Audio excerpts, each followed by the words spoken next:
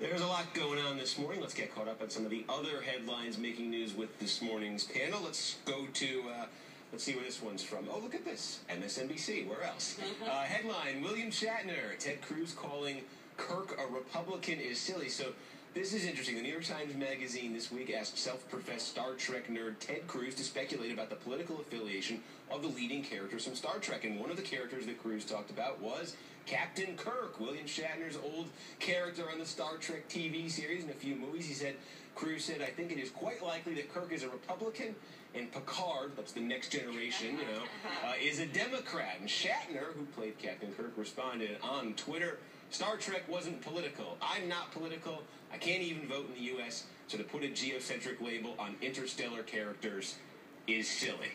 Okay, now, I don't want to come off like I'm somebody who knows a lot about Star Trek, but in Star Trek 4, in the scene we're doing the pizzeria, the woman asked Kirk if he has any money, because they had to pay for these pizzas. They've gone back in time to the 1980s, and Kirk says, you know, where I come from, there is no money. Now, where Kirk lives in the 23rd century... Are you really doing this? I want to keep going. I'm just saying, in the 23rd century where Kirk lives, there's no money. That era, it's almost like a pure communist economy is how it's sort of shown in the show.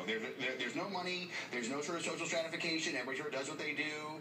So the idea that he would fall into normal political lines doesn't make any sense. And the other thing is, look, Picard is a diplomat, that's true, whereas Kirk wasn't as much of a diplomat. Well, they had a prime directive, you know this, that they couldn't interfere with cultures that they went to visit.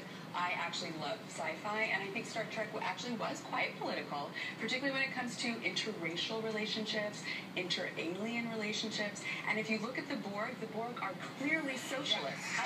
Clearly. I know nothing about sci-fi, and yeah.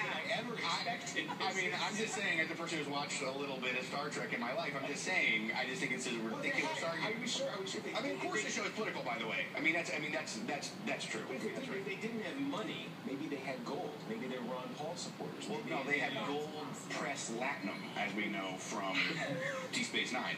That would be currency used. I read a whole new side. Well, this was the 60s, of course. This was the show. This is the show came out. So we settled. Was quite the womanizer in outer space. Captain Kirk was a member of the Working Families Party. I think we've settled it. Let's see what else we have here.